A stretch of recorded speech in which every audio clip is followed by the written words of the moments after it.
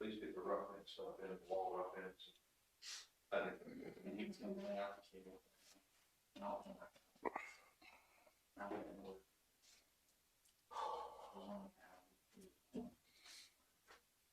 It's just a long time here. Yeah. Are you gonna incorporate this year tonight? They just need to sign it. It was approved. It's just a matter of getting the signatures on it. I sent it to you, didn't I? Okay.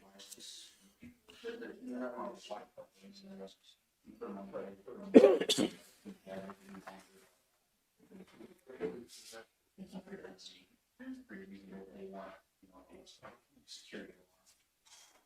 When I was looking at security, the one was a lot of, put on the power shots years ago. Auto visual on the outside, somebody just knocked them off. It's kind of like that. They broke into. Of course, you know, after a year ago, guys put it. So an alarm.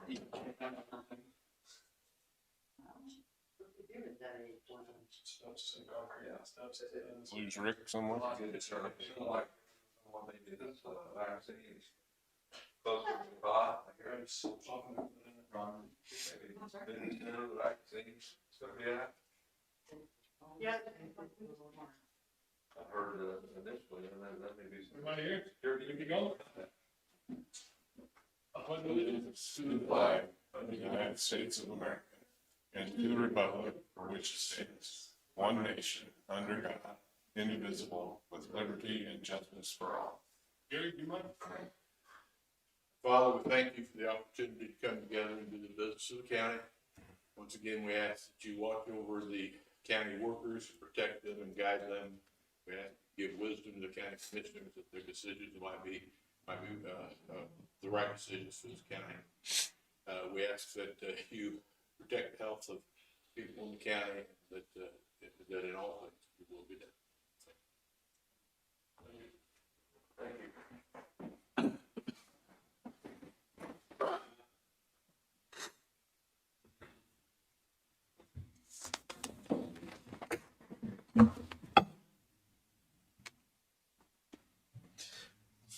I reviewed the minutes, make a motion that we approve them. Second. Motion been moved and seconded. All in favor? Aye. I left the claims register there. Mike's got it. I'll make it a motion that we approve the claims in the amount of $809,549.07. Second that. Motion moved and seconded. All in favor? Aye. We also have the resolution we passed last week that needs to be signed by all of you.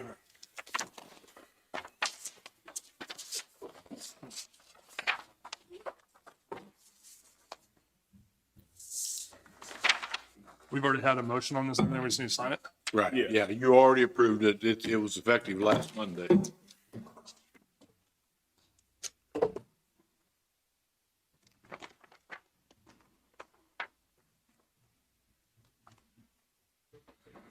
Gary need that. Mm-mm. You don't need that. Oh, yeah, he does.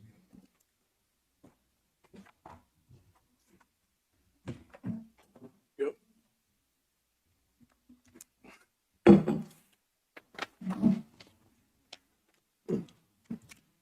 Thank you.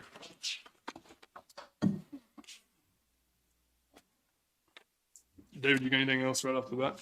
Nope. Gary? Nope. All right, we'll get right into it. AMR?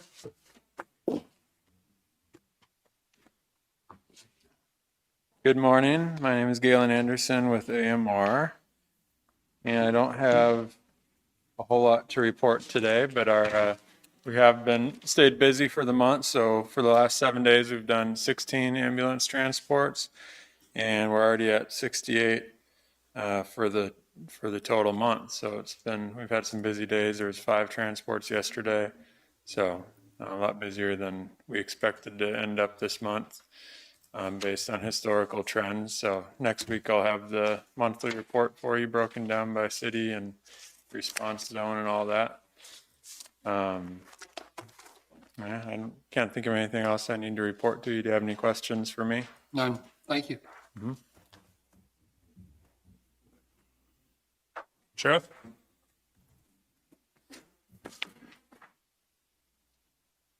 Good morning, Commission. Kevin Friend, Linn County Sheriff. Today, we have 26 prisoners, 18 of those in-house, 8 of those farmed out. We've been running pretty steady at 18 for the last several weeks, and that's a full house. So, this past week, we had 138 911 calls, so that number's climbing a little bit more. We've seen a lot of law enforcement response calls and medicals. And total calls for service this past week was 289, so that was also up a little bit. Vehicle crashes are still up a little bit, just as we've been talking about the last few weeks. Most of those are deer crashes. We find a lot of those late at night. And a couple of cases of interest on Thanksgiving. Deputies were dispatched to a home on Market Street in Lacine, where they met with a male who had reported he was in a fight. He said that the guy he was fighting with tried to gouge his eyes out. That guy lived on 6th Street in Lacine. So they went to his house, and they found that that individual had been stabbed multiple times. He was really uncooperative with law enforcement. The deputies did arrest the guy who had stabbed him, though, and he's currently sitting in jail awaiting charges. So that was kind of interesting. Then one other thing, we had on the 28th, we had a four-wheeler stolen over around West 500 in Blue Mound, older four-wheeler. So if anybody would happen to have any information on that, we kind of wanted to throw that out there. One other thing that we had that was concerning to me, last night, our deputies responded to Prescott, where they assisted with a 13-year-old who had overdosed. And the reason I put that in there, that's the second one we've had in the last month or so, and that's becoming kind of concerning to me. And I put that in there as much for Barb as I did for anybody, because I kind of want to get with the newspaper and do some public service announcement type stuff on some of that prescription drug overdose, because both of those have been prescriptions, and that's alarming to the community when we start seeing, 13, 14-year-old individuals overdosing on prescription drugs. So we'll try to do a little bit of education, talk to parents through media and stuff like that in this upcoming week, I hope. So that's all I have as far as the report. One thing I did want to talk to the commission about this morning, for the last several months, we have been exploring and we've reached out to an engineering company in regard to our radio system at our office. And we are hoping that the commission would listen to and approve a system which I notified you guys about last week via email. It's a system called Mindshare, and what it does, essentially, it's a voice over IP dispatch console center. And that center allows us to better streamline our communications division. Currently, we're working with probably mid-1980s antiquated radio services. And a lot of the folks who we have come into dispatch as new individuals, and if they've dispatched in other places, they don't even recognize what our system is because it was built before they were born. So what we're looking at is essentially a 22-inch monitor that would house our telephone system and our radio system, and that would be a touchscreen, new technology system. We're looking at making a purchase of the system, and I'm going to let Chris Martin talk about some of the technical features of this system and how it would best serve Linn County. In some of that, I can talk to you about the cool factor of it, but when it comes to technology, I'm no expert there. But the system would streamline our services. I think it would make our training efforts much easier when we do bring new personnel into the department. And again, it would put all of our radio features, all of our telephone features into a digital monitor system that would allow us to better utilize our communications. And I just think it would make it a lot safer and easier for the people of Linn County, because I quite frankly think it's going to bring us into 2020. And I think our folks deserve that. Our people in the county have been paying taxation through through the 911 tax fund, and that's derived through every telephone line. They have a 911 tax on it. And Linn County over the last several years has been able to build a very healthy 911 tax fund, and we have managed that very well, so the dollars are there for this system. I would let David give you the information on that fund because I don't want to be wrong about it. But I know there's a pretty good amount of money in there to afford this new type of technology. Yeah. And I think it would be beneficial to the county. Currently, there is $215,000 in the 911 fund. So the system that we're looking at, and we've had engineered by Mindshare, is a system that's going to probably run us around $61,000. And what that's going to entail is a lot of new hardware for our communications center, and it would be two fully installed systems for each of our dispatch consoles, and it would also provide a third system that would be housed on a laptop. So if you guys will listen to Chris for a few moments, I would kind of like for Chris to be able to talk about some of that technology. I think there's a value to it, but I'll be honest with you, there's a lot of stuff in there that I don't even understand. I understand that our engineers have gone through our system, they understand what we have, and they have built a system around a lot of our components for cost savings. So Chris, if you have a few moments, I'd kind of like for you to expound on that. Do you need this? So this is the engineered system that Mindshare has provided to Linn County, and it's just kind of an overview of some of that stuff, so you guys can take your day and take a gander through there, and I'll let Chris get into the more specifics. Good morning. Yeah, so as we work through this, and just to be clear, what we're talking about here is the consoles that are in dispatch. So we would be replacing the back end radios at the sheriff's office that communicate to the tower as part of this project. But this isn't anything with towers or antennas. I mean, our radio system is fairly robust as it is, but this is how dispatch interfaces with that.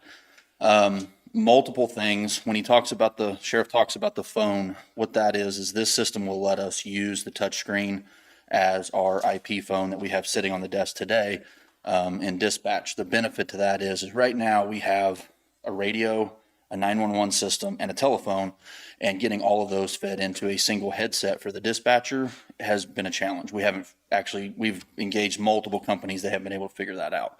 With this, by combining two of those into one system, the phone and the console, our dispatchers can now get to headsets, which benefits everything. Is that because it's old, Chris? The equipment's so old they couldn't, or did we buy the wrong equipment? No, actually, it's because of how it all developed out. So originally, our phone system was very old. As you know, we replaced it here 4 or 5 years ago. And back then, the phone was tied with the 911 system. And then one headset worked through. When we replaced out to the voice over IP, and then we have a 911 system that's a separate voice over IP, and then we have our radio system, it was just 3 inputs, just were not successful with a headset. We can only do 2. So with this, that gives us that option, and that is a direction I know that they want to go.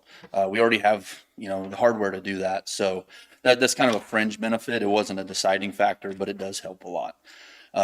They engineered this to be fully redundant. So what that means is that there is no central machine in this. There's no server, there's no central piece of hardware to fail.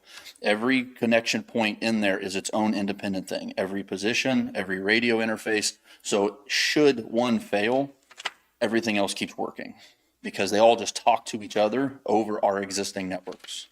So the wiring and all that stuff is not proprietary. That also gave us the value of our repeaters currently sit with our tower, which is where they should be. But with our infrastructure, we can now connect the radio interface at the tower to the repeater for the dispatcher. That also lets us put a backup interface at the sheriff's office. Okay, so should one point fail, it will automatically jump to the other one and their radios will continue to work. But the other benefit is that it gives a dispatcher full duplex. What that means is currently everybody's used a radio when you talk. I'm either talking or I'm listening. But if a dispatcher was talking to a deputy in car A and car B needed help immediately, they would hear that. Dispatch would hear that call from car B. So that's a huge safety factor that we don't currently have today. With this system, it gives them full duplex to the dispatcher. That doesn't mean it's full duplex to the car. The car still works that way, but the dispatcher can actually receive audio and transmit audio at exactly the same time. There's a lot of overwhelming benefits to that. Our current console is old. They still have parts and things, but the biggest thing that we ran into is we are flat full. There is no more channels, no more anything. And so right now, our dispatch cannot deploy, as an example, sirens throughout the entire county. There's only certain cities they can do because console's full. So again, this here will allow them to deploy every siren throughout Linn County right from dispatch. And then with the laptop option, the mobile, if they're in the command trailer, if they're in a IC somewhere, they can take that computer and they can dispatch over the radio system just as if they were sitting in dispatch in Mount City. And they would be able to do the same. It gives us a lot of flexibility. Dispatch, God forbid, caught on fire. You could take that computer, you've got 911, you've got a console, you've got our computer system, and they're back up and running in very short time. I mean, an hour as opposed to days. Is there a maintenance program for it? There is. I'm not 100% sure the cost on that, and here's why. Because they offered that if we could sign before the end of the year, that they would give us the next 2 years, because 1 year is included, of the extended warranty for free. So they were going to get us that pricing. I don't have it as of yet, but it was not high per year. The other thing we gained by doing this design is everything is redundant, so we have the extra parts already in the system. Is this the next best thing besides the 800? So this is an interface to radios. Right. Okay, so this isn't anything to do with digital or 800. If we were to say, hey, we're going to do an 800 radio system, it plugs into these modules for that console to work. Okay, so digital VHF, UHF, 800, P25. I mean, the sky's the limit with all the acronyms and the costs and the technology involved.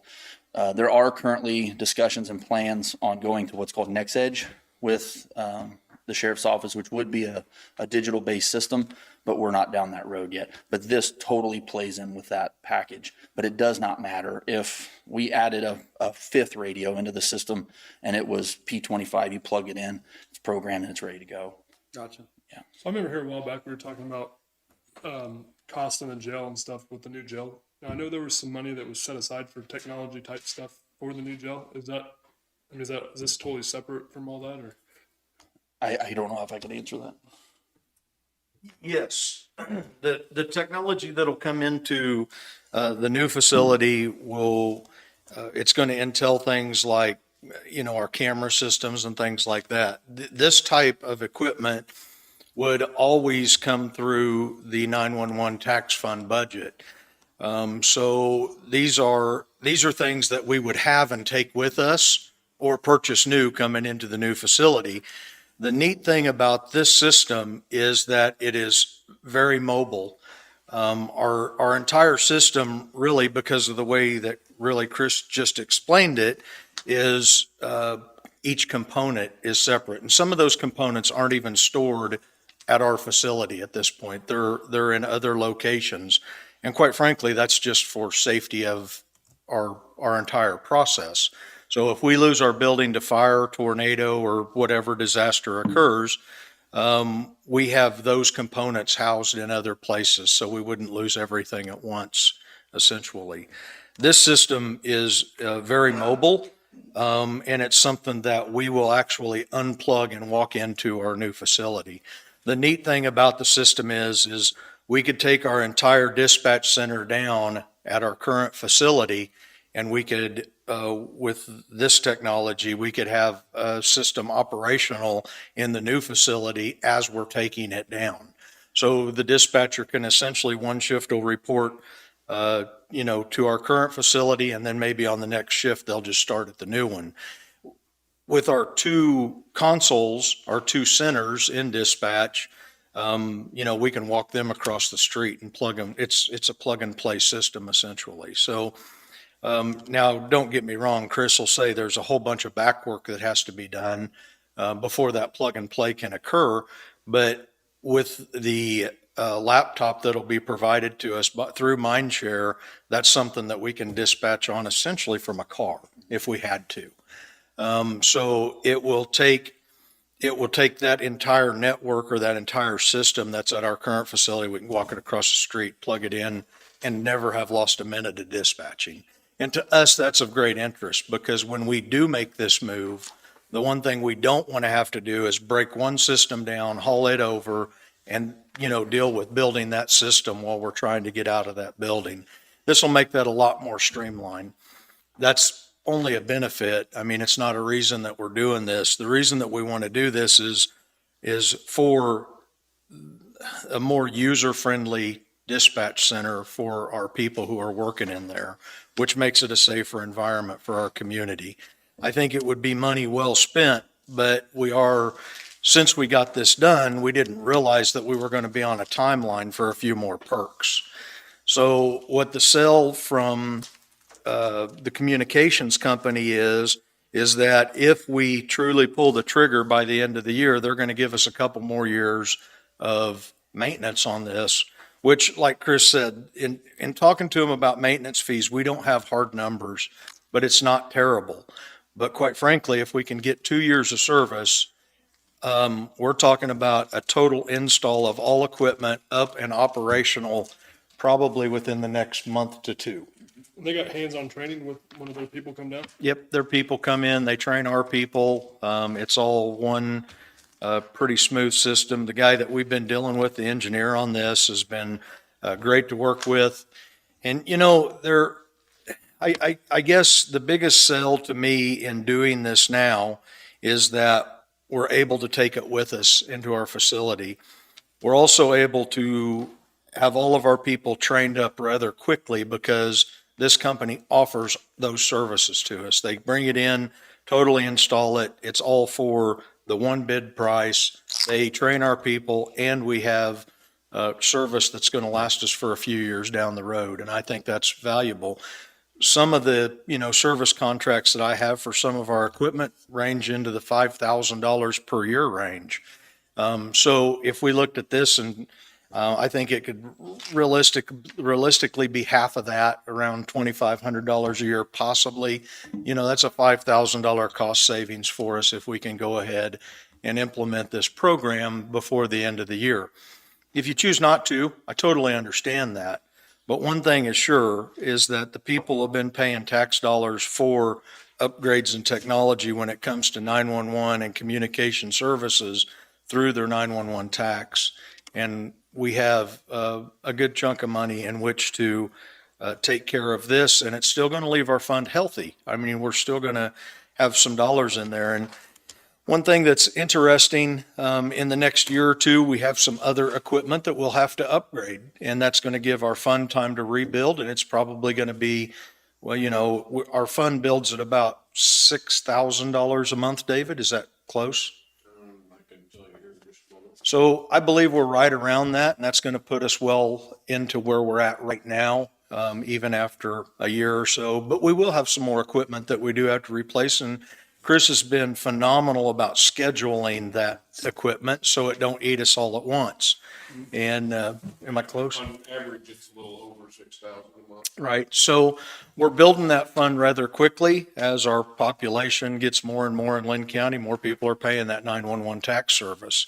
So I think that in all of our findings and going through our 911 system and our communication system, I think this is probably the best thing that we can do for our next step. I think that it's going to just be a great advantage, a great value, and I think it will make a little bit easier transition into our dispatch center if we hire new personnel. I can tell you this year in training measures with our current equipment, we probably were putting 2 to 3 months per person in on training. So that's expensive when we start talking about labor and manpower and those dollars, when you have 2 months of salary in that person for their training. I think this will streamline that and make it a lot easier, simpler process to work. As we know, our younger generation coming into law enforcement and those disciplines such as communications, they're a lot more used to technology, digital technology. We're using old antiquated equipment. It's totally something they're not used to. That's my sell for this project. I think it's something that would benefit our county for years to come, and I think it will make us a better, safer place.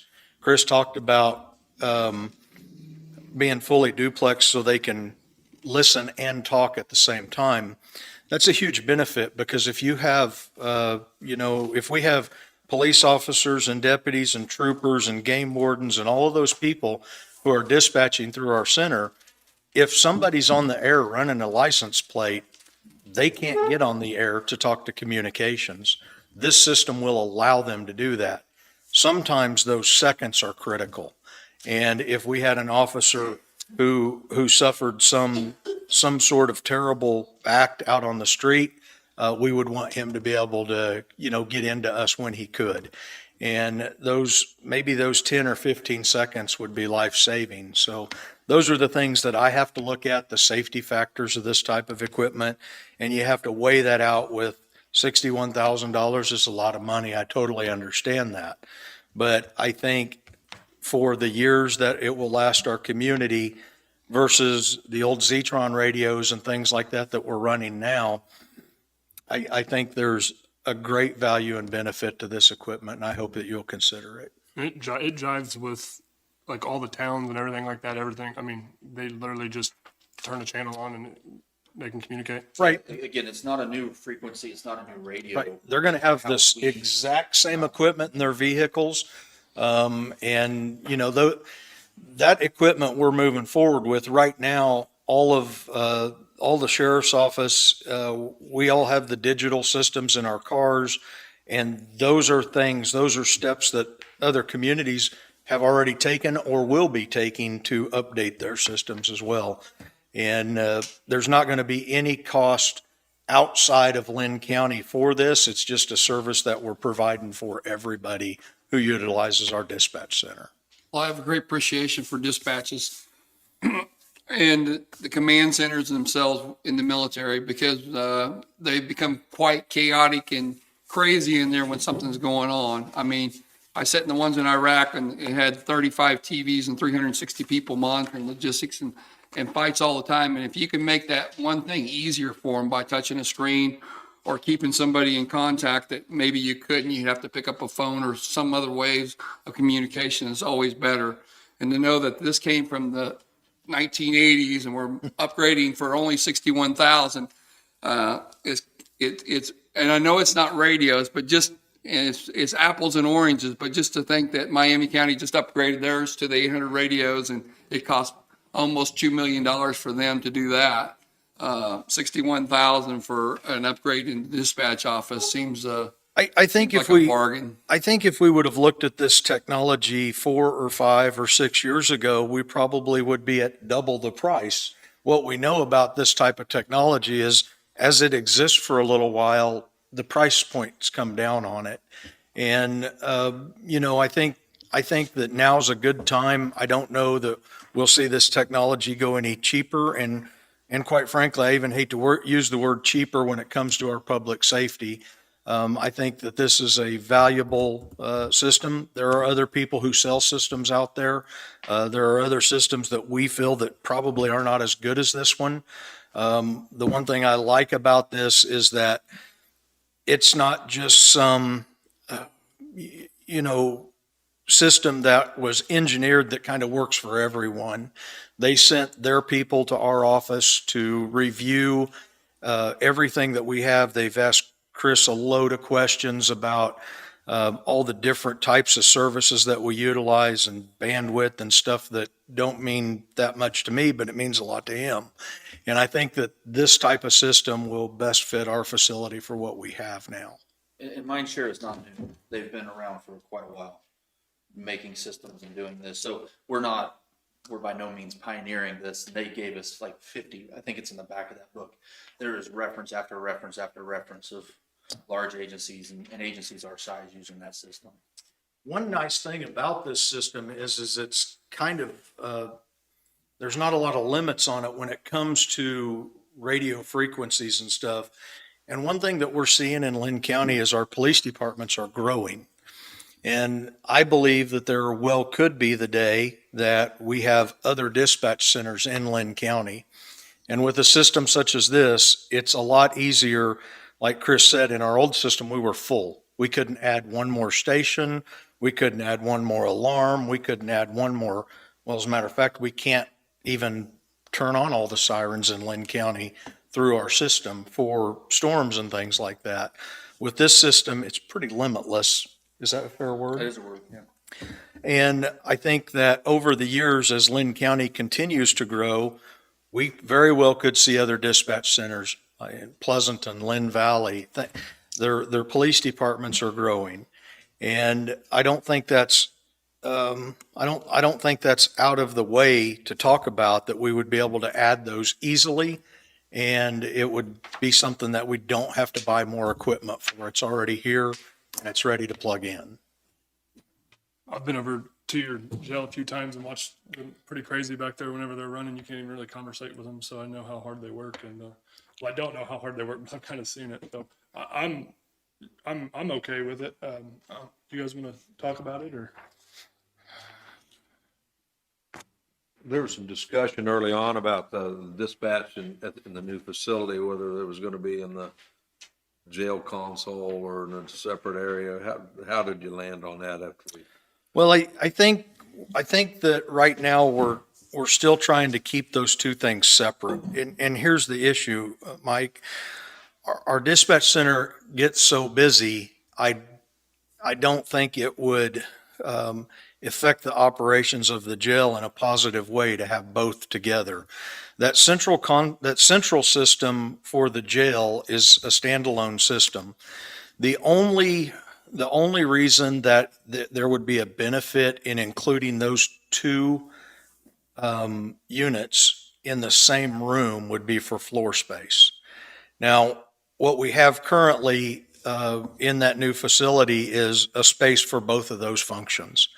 And my fear would be is the jail system, their central control system, it's its own standalone unit. It's going to be operated by one individual, and then there would be jailers on the floor. I think if we put communications and central control together, I think it's going to be a lot louder. There's going to just be more people. It would be taking two divisions and putting them in one room. And I don't know that there's necessarily going to be an advantage for that because their equipment is so separate.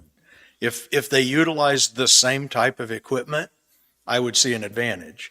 But at this point, I just don't see that with the technology that will come in to the new facility versus what we already have with our communications. And to expand on what the sheriff is saying there, from our discussions with the architect and the jail people and that, the beauty, and this is where everything's going, is IP. Everything's IP. Everything's IP. Our old consoles are hardwired. There's physical cables. It's 25 pair Molex connectors that all run through the building and all this stuff. And that takes a lot of time and effort and work and wiring and knowledge. Where this system, the Mindshare, as well as the jail control system, is IP. So you plug in a network cable, there's firewalls and things like that in the way, but they can share access. So if you get in the new jail and somebody says, man, I want at night to be able to back up dispatch in the room, you don't have to buy a whole nother console. You can buy that 22-inch screen, a little box, plug it into the network, and they've got a radio console. The same thing is true for jail control. should something go on, they can fail back over to dispatch, and dispatch can basically function as master control for the jail temporarily. So, you know, by getting everything where it's not this hard cabled proprietary type stuff, it gives us just unbelievable flexibility and future. That's what I was looking for, is the diversity of that. And we can all plan, it's kind of like our emergency preparedness. We can plan for a planned event, but that's not what's handed us mostly. Often there's whatever scenario we could come up with probably won't be the one we're actually dealing with, but there might be an instance where you can say, hey, I've got a manpower situation. Boom, I fixed it and plugged into it, and you've got a lot of diversity engineering. You lose this primary tower, or we lose the secondary tower or something, you've got a lot of options. That plays into the local emergency preparedness. I mean, what's the chances of losing both those towers? Probably not great, but it's possible. So anyway, that's what that 911 fund's for. I would be willing to make a motion to purchase or allow you to purchase that. Are you guys ready to pull the trigger on it and ready to go, or? We are. As a matter of fact, our vendor is in hopes that we could do it this calendar year. And I think that would probably be, the best situation. And understanding our equipment install is we're probably looking at the end of January, February. So once we are able to pull the trigger on that, then they would start building the components, the hardware that will come into our office specifically for our office. And there's time involved there. But what they have promised us is in the first part of this upcoming year. And I think they want the sale of the equipment on this year for them, hence the fact that they're making the pot pretty sweet for us by offering some maintenance contracts inside of that bid, which normally probably wouldn't occur. So, and it wasn't that we designed it for this time of year or anything. What kind of started this, honestly, is I went to Chris. I wanted to put some stand-up desks in our communication center so our communications officers aren't sitting all the time. I wanted them to be able to stand up and do their job and try that. I couldn't do it because our radio systems don't have enough cabling in which to raise because they're set in place and it's all built into the walls and such. So we were kind of at a spot there. So we started looking at this as a solution for many things, and it's something that has been talked about since digital radios were installed in cars, and that's been, quite frankly, several years ago that occurred, but we haven't been able to build on that system to utilize some of those functions. This is just another piece of that pie for us, so. I mean, it sounds good. You have a motion on the table? Yeah, like I said, my biggest concern that Danny asked about was how well it dovetailed into the new facility, and it does. And the funding is the 911 funding, $75,000 a year builds. It's for this purpose, and it's something that's going to happen either sooner or later. Why not take advantage of it now? I do understand that you need to go ahead and get it ordered. Are you going to be able to have some spare parts? I see there's a rack in there with some cards you'll pull out, are they going to? Yeah, like I say, so what they did is they built in that redundancy. There'll actually be console, they call them control stations at the sheriff's office, and then there will be interfaces at the main repeater site. So normally when the dispatcher's talking, they're talking through our wireless infrastructure directly to the repeater, gives us that full duplex. Should something happen, an antenna fail, a tower fall down, whatever, what happens then is it goes to the control station, which is just a radio that goes to the tower and rebroadcasts to the county. So that gives us two of everything. Should something fail, let's say at the repeater site, which is the more desirable connection in the boxes. And these are very robust. There's no moving parts in them. They're all solid state, but things do happen. So we can just take a component from a control station, and it may be a frequency that we don't use much. Move it over there, order the replacement part, it gets here in a week, and nothing was down during that time. So we basically have spare parts in use as our redundancy. They're not just sitting there going bad. So I've seen a card rack where you can pull them in and out of there and make it work. Yeah, I've been involved in that too, but military, but In the nuclear world, everything is redundant. If it's safety related, it is redundant.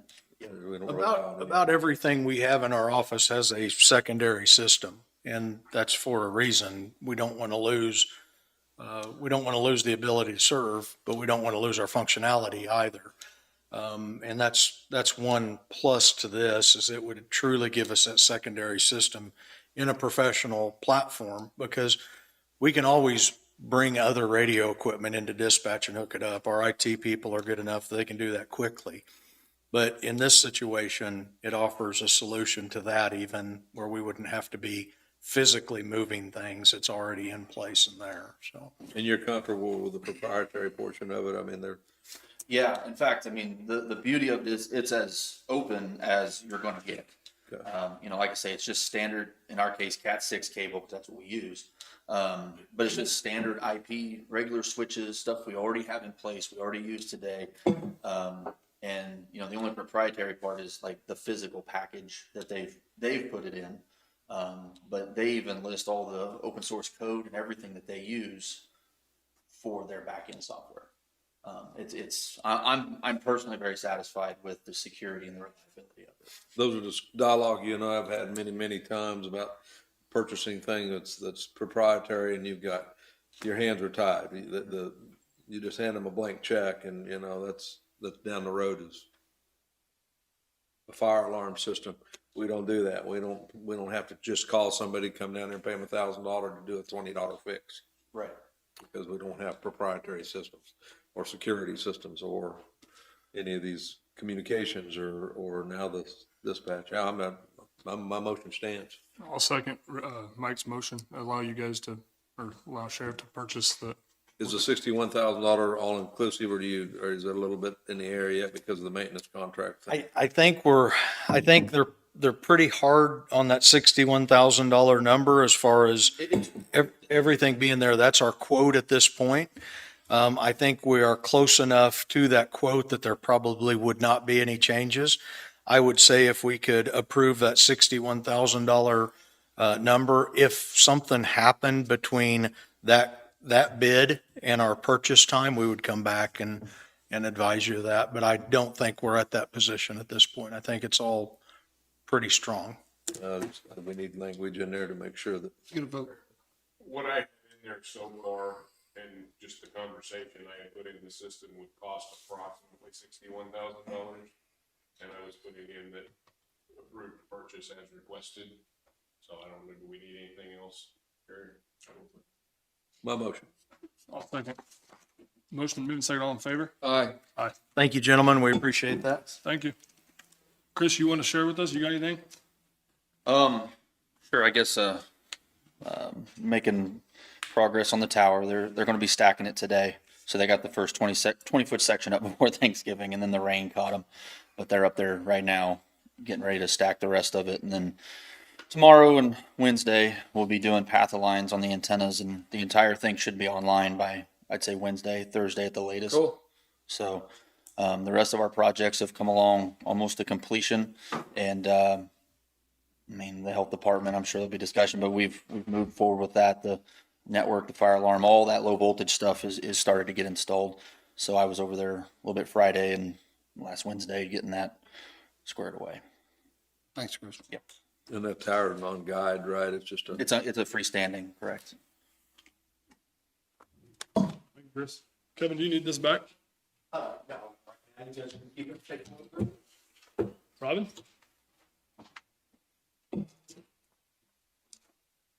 Robin Spencer, Public Health Officer. Our total cases are up to 299 as of this morning. That's up 53 cases since my report last week. We have 103 active, approximately 103. We're up to 2 deaths. There's 3 currently hospitalized. 2 of those are in ICU. We're still at 7 clusters, although I expect that to change in the next 5 to 7 days, depending on how many people got together for Thanksgiving. Big gatherings. Something of interest, we talk about the gating criteria. For the first time since I've been doing this job, 5 to 10-year-olds are up to 37%. You know, we've talked about that cutoff at 15% being where they said no schools. So I know that most of the school boards are having meetings either this week or next, and they're going to have to make some big decisions about what to do as far So as. is one school district the only one right now that's kind of shut down or what? Pleasanton High School age Okay. was shut down, and they have a meeting tonight, and I think they're going to decide what to do from here. Okay. Questions? Did they shut down? I mean, I've seen some stuff on the internet about Keisha. Did they shut down? Yes. Or Keisha said no spectators at all for the next, I think it's 2 months, the first part of the season. They're not letting anybody. Right until end of January almost, right? I think so, yeah. Yeah. I missed this. Where's our school districts at? All of them still currently open? Open. Yeah, Pleasanton is the only one that shut down. So they're going to do indoor activities, There's- sports, but they just can't have people there. Is that correct? Correct. Okay. And I will share with some of the, after the meeting last week, I've gotten a little over 50 calls saying thank you. There was 3 that were not in favor of it, and they voiced their opinion. Judy Kinder wanted me to let everyone know that she's not in favor of it, and we made a very poor decision. So I let that out there. I think we did right. So, but I wanted to throw it out there and let everybody know that there has been good support, and there's been people that's against it too, and that's just the way it is on decisions like that. So thank you. Yep. I hope and pray that those 50 people don't have to see it firsthand. Right, me too. Thanks. Miami County opted, They opted. They just they didn't opt out. Yeah. And, yeah, Miami County, and Bourbon County both Let the governor. let the governor. 45 counties opted out. Yeah, there's 62 now that have the governor's order. Right. So 45 opted out, and we are the only 2, and I don't know how we got included in the metropolitan area with Leavenworth. It was the other one that opted out, and then their cities went ahead, Lansing and those went ahead and implemented their own, and that could happen here if cities can do what they feel is necessary. But that's where we're at. you said we were up 53 cases.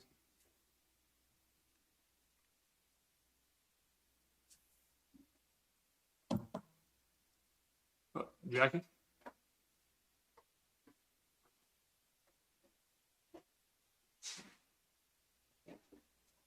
Jackie Messer, Public Works Administrator.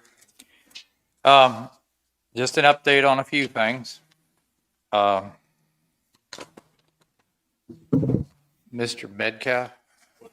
Yes, because if I forget it, I'll cry, because We've got a request for reduced CD dumping fees.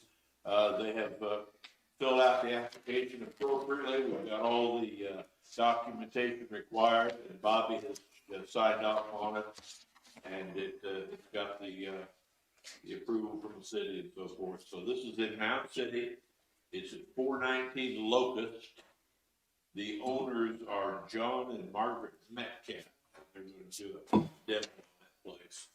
And so we're recommending that you approve reduced CD dumping fees. Or none. My motion. Second. Motion been moved, second, all in favor? Aye. okay, I wanted to, we have some surplus property, and I wanted to give you a copy of it. We've been doing the inventory. Joyce Hall has been entering stuff and doing the barcodes on everything. And we're hoping in the next 3 weeks we'll have a final copy out. But we wanted to clear out some of the older equipment. Here's a listing of what we wanted to surplus, either in the purple wave or dispose of it. You want that now, or you want us to look at it? Either one, either way.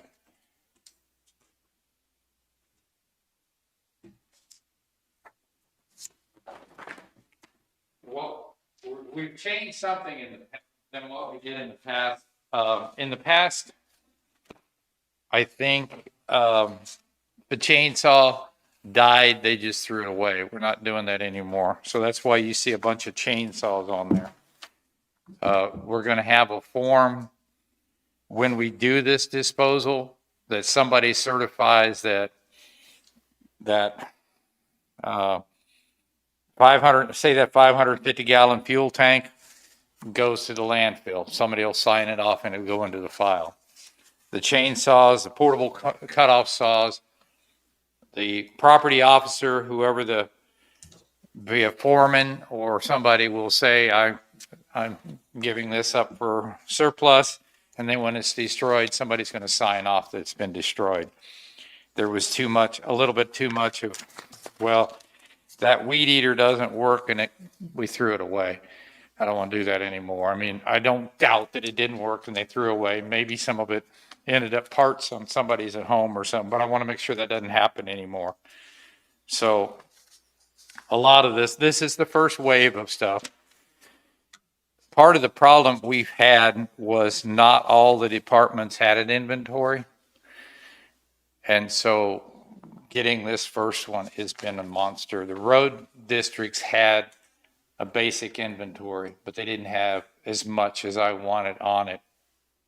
There might be a compressor there that was a $200 compressor, but it was stationary in the shop, so nobody entered in the inventory. We've changed that. If it's over $100, it has a barcode on it. And that's part of the problem that we're working through right now is some of the stuff, finding it all, making sure it gets there.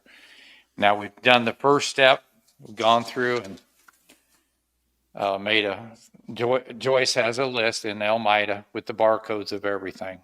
Second step is the foreman are verifying that everything on the list is there. It's in their shop, it's in somebody's shop, wherever it is. So that's what's coming back now. Well, I don't have that chainsaw anymore. Well, for example, I had a chainsaw that I was using for emergency call out. One of the crews needed it one day and I just said, here's a chainsaw to use and can we keep it? And I said, yes, go ahead and use it. Well, I have to do a transfer of property so it gets on the right inventory. And that's where we're at, making sure this stuff right now at this point in time is in the right inventory. Next year, How often are you doing that? As it happens? from now on, it's going to be as it happens. Before it was, And then how are you doing it to rectify it at the end of, are you doing it once a year and it all out inventories throughout the county or what? we have a form that's not being used very well yet. We're still refining it, but I'm transferring this before it leaves my shop or leaves my operation to so-and-so. They sign it, goes to her, and she changes it in the system right then. So it'll be a real-time change. Some of the foremen are doing real well on it right now. Some are needing a little bit more help on it. So is there a spreadsheet for like? Yes. Yeah, we'll have, So if they double check it and see that these chainsaws never got taken off of that, they should be notifying Joyce that, hey, we put this on the disposal list. We don't have them anymore and it's. once they go on the disposal list, I have a shed back here, goes into. I know, but to come off them, if there's Yes. if they're still on the record by a mistake. Yes. So we got two eyes looking at it. Yep. And she did this disposal form, so she's aware of everything on it. Do we could put these straight on Purple Wave? Or can we do out to the townships and see if they're interested in buying any of that first before we do that? Or I had not thought of that. We've had, On just some like items the we city have. towns, Pleasanton, Lacing City, just their public works. are you talking about giving it to them No, or? if they're interested in purchasing it before you just put it on Purple Wave or. I never have because I don't know what kind of price to put on this stuff. They have the option of buying them off the Yeah, Purple Wave. cost Yeah. of 10%. I think what's a seller's premium on that? There is a. 7.5, I think. And they're doing the same thing. They're putting stuff on Yeah. Purple Wave that, It's an easy way to get rid of it.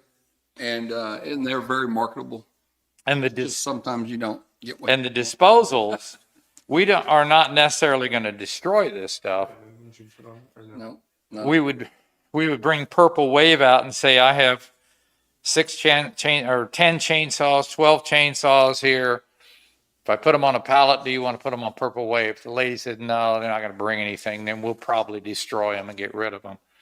or maybe try to sell them. Did you try Locally. Big Iron at one time? We did try Big Iron. There was somebody in Pleasanton that came Yeah. down and And talked they're, about it. I don't think they have the outreach yet Yeah, that Purple Wave does. and Purple Wave's from Kansas City too. Yeah. Dave up there.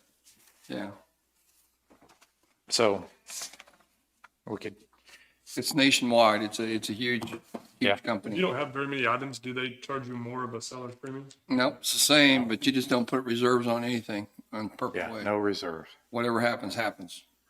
I see a lot of stuff on Purple Wave that is just that, it's salvage, maybe there's 10 of them there, and Yeah. they have some value to somebody, and you just try them, and they don't do that way. I mean, put them in the paper, and, I mean, you got a disposal contract, and you let them go as scrap, or do you try and they don't, Purple Wave don't want to sell them, do you sell them in lots to whomever wants to purchase them? You got 3 salvage yards in the county, so. Yeah, you got a good salvage variety. Okay.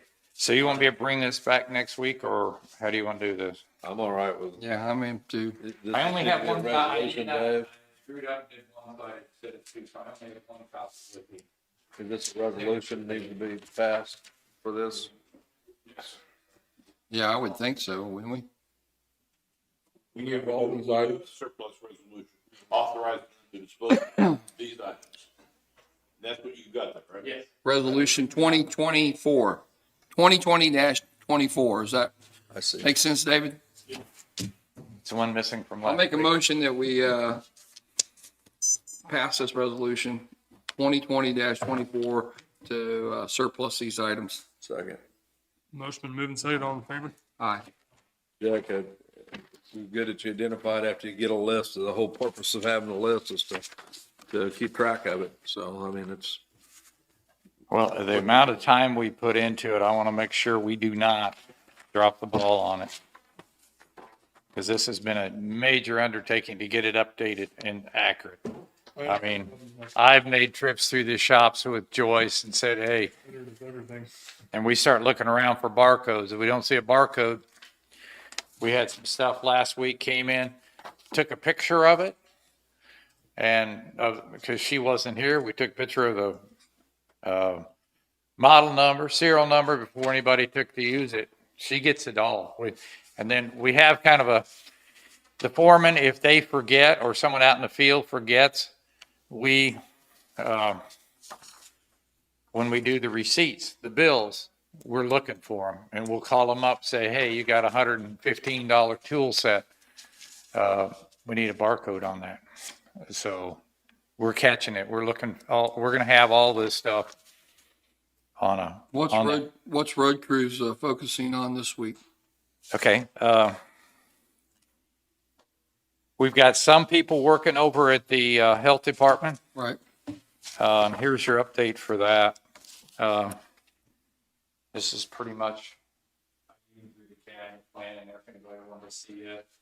What happens on this stuff if it's not in your inventory, you can't find it? What's the repercussions like? So, I mean, There will be another list when this is all said and done in the next couple of weeks. Could not find, destroy, or whatever. I mean, I have stuff in there that people are saying they can't find. so what happens if, like, 3 months from now, there's an item on the list that. Oh, you okay. can't find? Talking about going What forward? happens? Yeah. Well, they're gonna certify, and I'm gonna certify the stuff's here in December. I don't know. I think he's asking what, if it comes up, in fact, it is missing, what are you gonna do? Well, I'll look for it and We need to do talk an about investigation and this find out if pulling- we can figure it out. This is the biggest pulling step down- we've made so far, I'll tell you. But each supervisor is responsible for his list. This So he is should pulling have a good down the answer. responsibility and the accountability where the things ought to be. And then if something is missing, you just have to have an investigation. Yeah, they have a list of everything that's assigned to them right now. And on the back page, once they bring that back to Joyce and I and say, Have this done. we've gone through the list, these corrections need to be made, this needs to be changed. I certify that I have seen this, that I know this is here. And then I'll countersign that I agree with it. And then next year when we do it, if that stuff's not there, they'll have to come up with a reason where it is or I'd take my guys' Christmas. You would, But this is just a recognizing it's there right now at this point in time. Mr. Grinch. As far as on the health department building, the new building, we're putting sheetrock up this week. We'll probably have 4 or 5 people on sheetrock. The electrical, rough end electrical should be done. The plumbing, rough end's pretty good. Insulation should happen this week. The garage door on the backside should happen this week. Harry's going to form up some slabs this week. So, pretty much just working it day to day. We are still running blades, grading, doing some mowing or boom mowing. Our boom mowers all up, or we got? Yeah, they're all running. Good. In fact, one of them was on that surplus list, that really old John Deere, that 98 John Deere was on it. So we're working on various projects all through the county. In fact, we had actually had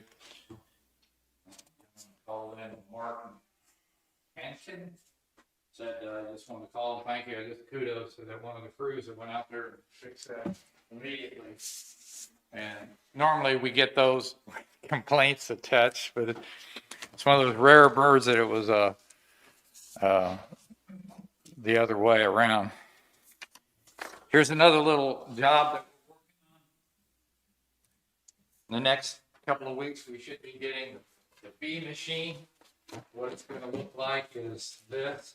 It says Travis County, but we're going to have the park logo and the county logo on it, and that will be installed. I'm going to talk to him today on the final design of the wrap on it. It's ready to ship. We've got the pad poured for it, so it's going to be. Hopefully, our goal is to have it up and running by January 1. Well, we will have it and start using it the next year. We're hoping a little bit earlier, so that, and they're bringing people out to train us how to use it. So we're moving forward on that. We're taking the weed truck. Remember a few months ago, we ordered that equipment for that new weed truck, and the truck goes to Denver next Monday to have that unit put on it. It'll be there for about 2 months. There are 2 projects through the state that KDOT has been doing for the county. The first project is a safety plan, and they're most of the way through that, but we haven't seen the final product. The other thing they've been working on for 5 years, which obviously we don't have a product yet. They're doing every county in the state, but they're doing a load rating of all the bridges. They've been tasked with doing the entire state, these contractors. So starting next week, they'll have a crew in the area, and they've identified, about 25 bridges that they're going to inspect for the load rating next week. I added 4 on there that they said if you have some you really want us to look at, and I said I have 4 that I'd like you to do the load rating on. So I'll have a crew in working, or I will be working with their crew next week. Is that the one up at Lacing too, Hell's Bend? That's when I added to it that they had not, it wasn't on the list of what they were going to do. So what happens, Jackie, if you got a 10-ton bridge and they say it needs to go lower? Well, what's happening, and it's happening too slow, they're coming out, they're inspecting it, looking at what we have on it. If we have 10 ton on it, they're going to say that 10 ton's wrong. Or they're going to say that really can take 15 ton. They'll tell us that. I haven't gotten any information back from them. That's one of the things I want to corner them about. Either they haven't done any, I know they've done some, but they've not given us any results, so maybe they're all right. But they're supposed to tell us what to put on the signs, and the signs are out of date, so to speak, but we're waiting on, there's a new style that tells more information. You've seen them with the different Ours say like 10 tons, and then the ones you see have little pictures of vehicles on them. Different axle Yes. configuration. They will be telling us through this process what they think we should put on it. It's a free program, so that's the second one the state's working with. So next week, they're supposed to be here, and they have a list of ones they want to do. How they came up with a list, I don't know. They're taking out, I think, about 30 at a time. So we'll be working on that next week. I did get a hold of farmers last week, finally. They're only going to give us a little short of $4,000 to repair that Blue Mound building. So we went ahead and started doing the repairs. Rick was out there, repaired the inside. He's ordered the metal to resheet the front. And we'll use that 4,000, I would assume, to fix it. I stopped and took a look at it and took some pictures of it there on Friday. It's pretty standard profile. It looks like it's been painted once since it was already done. They're just gonna replace it over to the door? Yes. Walk door? And we're going to go ahead and do some other repairs while we're at it. Let's see what else I got here. What kind of shape those roofs are on? A lot of those buildings were built about the same time as the fire stations. I think we do Friday maybe this week. I think Doug extended that to Friday of this week. Maybe. Roof bids. I'm sure you'll notice with them acoustical ceilings, if they get a drip in them, they'll leak. You'll see them. Yeah, we'll see what we can do. And I bet those buildings were built in the late 70s, early 80s. I think that was revised. That number 6 drawing was revised on the shop drawing. yes, that may not have been the new drawing, but yeah, and then I made a mistake on it when I sent it to him and then he corrected my mistake and sent it back, and his was right. So, other than that, I wouldn't mind having some executive session, 5 personnel, and then 15 legal.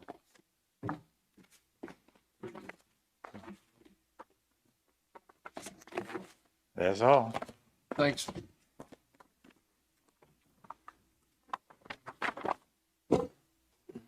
Martin, you got anything to share with us? You just hanging out? I know, saw an email last week. Linda Meisel, she retired last week. Does anyone know any details on that, David? Linda Meisel, she retired last week, last Wednesday or something, or that was her last day. I didn't know, I just wanted to thank her for her effort and. But, anything else before we go into executive? I'll make a motion that we go into executive session, 5 minutes personnel and 15 legal with Jackie Messer. Second. Second. Moving second, all in favor? Aye. Aye.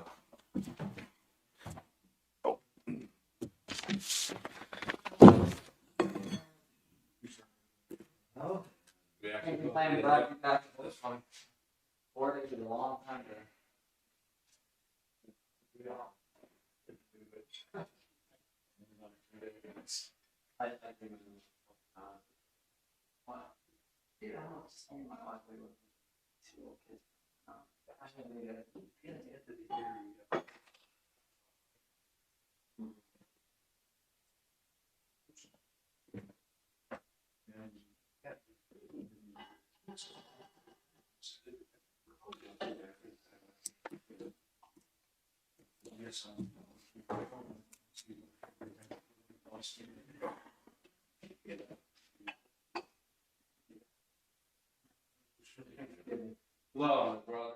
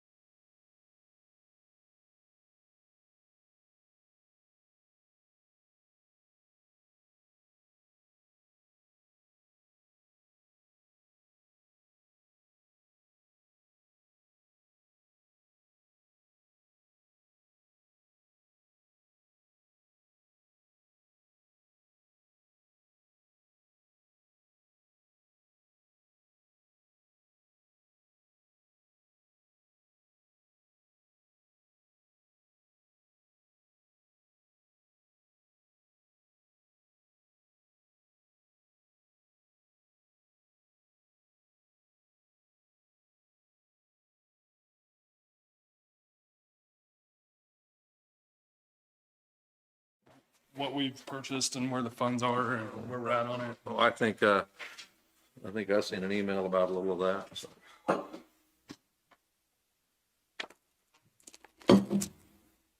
Jack was, well, and I think Jack was on top of some of the, he's waiting for some other input though.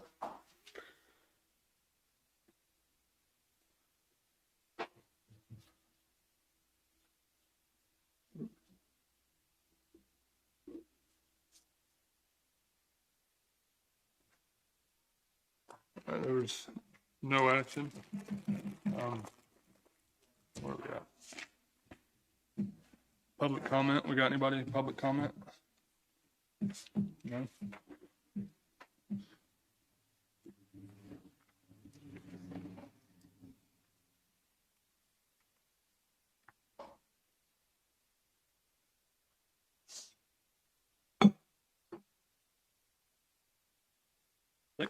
That SCK mental health appointment, is that new? I think I've been on that.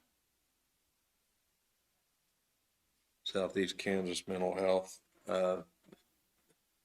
nonprofit, stepped off that board, is that right? So do we need to advertise in the newspaper about that, or? Unless you can come up with somebody that would set it, who else is on there? Do we want to ask somebody from our health department to do it? If they'd like to do it? We can ask, I don't know if it needs to be at large or somebody that, they could, I don't know, probably ought to talk to their board and see who they would recommend, because they may view that as somebody with an agenda.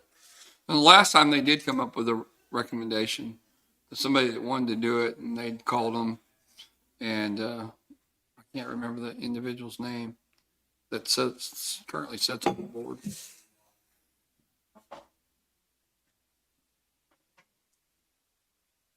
I don't know if Dr. Allen or Tisha or any of those people would want to. Maybe they would just want it like a civilian, or person that has nothing to do with medical experience.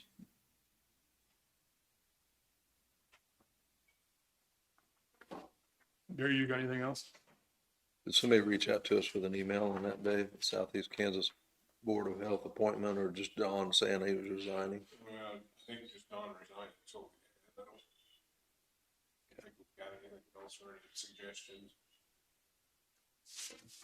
Is that something that we need to address pretty quick, or is it just, Yeah, I don't know if it's an emergency by any means, but probably should get it filled at some point. Stephanie Nichols, is it? I think is the other one we have on that board. Yeah.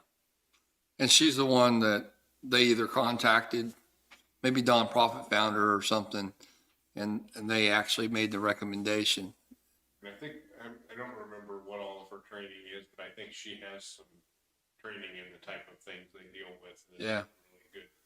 Don was more of the at-large, just Right. general public kind of. is he on the fire board too? He has, Yeah. Yeah. he resigned another board as well, Dave, what was it? Fire, did you get off of that one? Or? No, I don't think he's off far. I think he's on that one still. I think he's just kind of playing with it a little bit. Sheriff, if you got anybody out there that may be interested in that, it's a pretty good board to sit on, especially for you can use those people in your situation sometimes. I know you do, yeah. Yeah. So I'll just throw that out there to you. It's a good board. It's a good.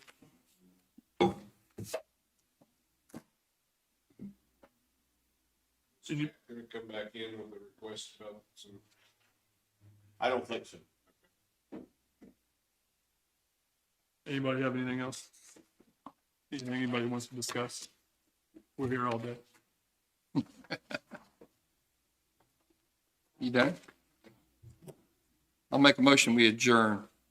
Second, move second, all in favor? Aye.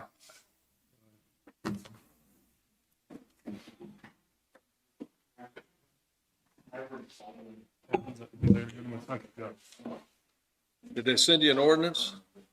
Yeah, they're good.